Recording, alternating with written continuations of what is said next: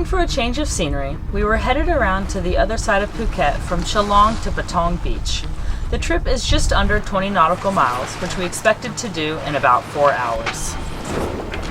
The predicted 20 knots of wind turned out to be a disappointing 6 knots, which isn't enough wind to fill the sails, and so we motored nearly half the way there when the engine unexpectedly shut off.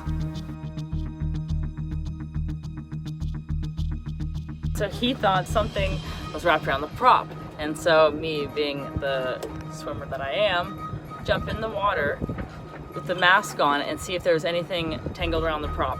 And there wasn't, luckily, but now we don't know what's wrong. We tried to start the engine again, but it quickly shut off, and that's when we realized there was no oil pressure. Unable to use the engine until we could fix the oil pressure, and unable to sail because there was no wind, we had no control over the boat. Sean is worried about us crashing into the rocks. Luckily, we were drifting for about an hour when the wind picked up, and we were able to put out one of the sails. We abandoned our original course and slowly sailed into the nearest bay, where we were able to safely anchor several hours later.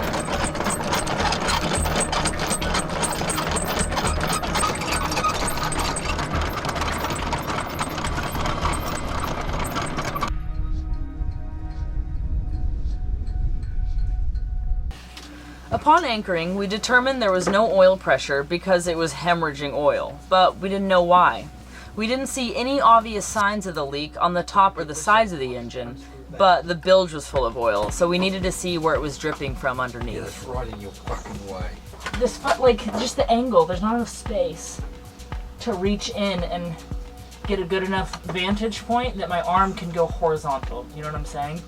There's so much space that my arm can pretty much only go vertical, and then I just have the motion of my wrist. Well, you'd have to undo so much. You'd have to undo this clamp here. You'd have to undo it on this side as well. So I can take this off, okay? I can take that off. Okay. We group all these wires up, we tie them up, put them in a bundle, and then we have access to this. But see, that's the thing, is that this needs to go. Yeah, so we can undo those two there. And number 2 under there, I take it, yeah. There's number 2 under there. So that comes off. Once this is out of the way, we'll have access to this corner. We can undo that easy, that's just a 45-degree beam. Yeah, it's like this end, but do we really want to take this whole fucking thing apart then? Yes. Because our only option is, if we can't get access to that bottom, is taking the motor out. Okay. I think we'd have to. What do you think? Yeah, I mean, if you can get if that's out the way, you reckon you can get your arm down there and reach the bottom? Unless we can go from this side, we can take that starter motor out on this side. Which stuff might be easier to put on and off? I mean, it would be good to know where that fucking hole is exactly. Because I'm thinking I should pour a little in. Oil, and then watch where it comes out. But we should do that when we actually have a good view of it. Well, the thing is, before we take anything apart, we try to figure out what side it's on, because it might be right on that side or it might be on this side. So if we knew where that side is, we could maybe use it to our advantage. That's a good point. But we're not going to know what side it's dripping on, really. See, you can see quite a bit from here. You know what I could do? I can get my fucking GoPro down there. It's waterproof, it has a waterproof case, and I can put wide view, and then we can pour oil in and put the lantern down, and then see if we can film it and figure out where it's dripping from. That'd be fucking genius. I'll just put the GoPro down here, and then maybe we can put the light like down here, and hopefully it illuminates all of it, and at least we can get an idea as to where it's dripping. You can actually see quite a bit when you go down like that. You know, you can at least see where the ripples are coming from. Yeah, or we could see a drip, or... Yeah, let's do that. Okay. That's a good idea. Alright. Now, where's a good place for you to view from first? Well, I was just going to try this. I was just going to try to put these here, and then film, and then maybe like move the camera to this side and then film, And then, or how about we do one, watch it, and see what it's like, and then make adjustments accordingly. Yes. Okay, so let's just start with this because it's the easiest. Yes.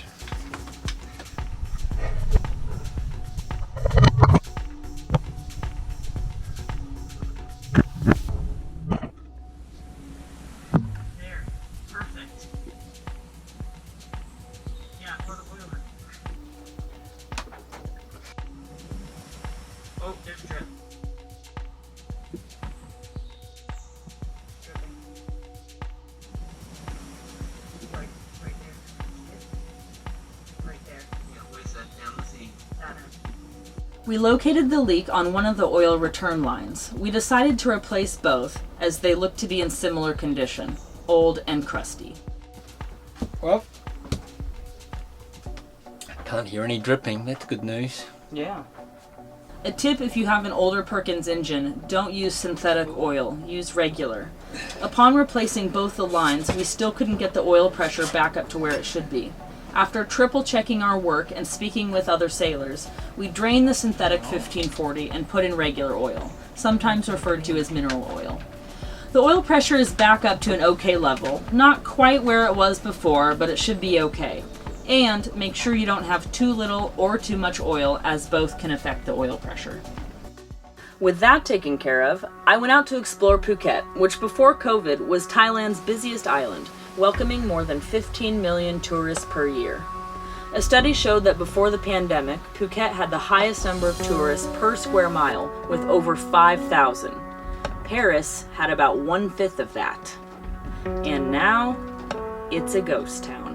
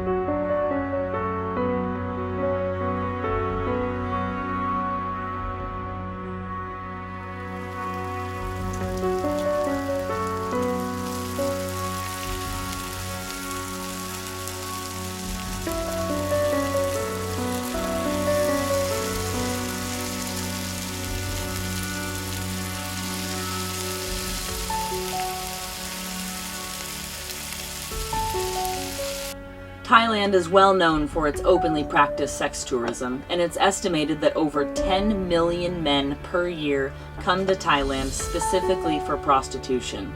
It all started back in the 60s during the Vietnam War, when over 50,000 US soldiers came to Thailand for quote-unquote rest and recuperation. Before the pandemic, it was estimated that there were over 1 million sex workers in Thailand. Most were very poor, coming from rural areas who were looking for a life alternative to farm work that most of their parents still toiled in. The absence of tourists has sent 3/4 of the sex workers back to the rural provinces, where they are making less money and struggling to support their families. On a lighter note, I ventured to some touristy places that, once again, I had nearly all to myself.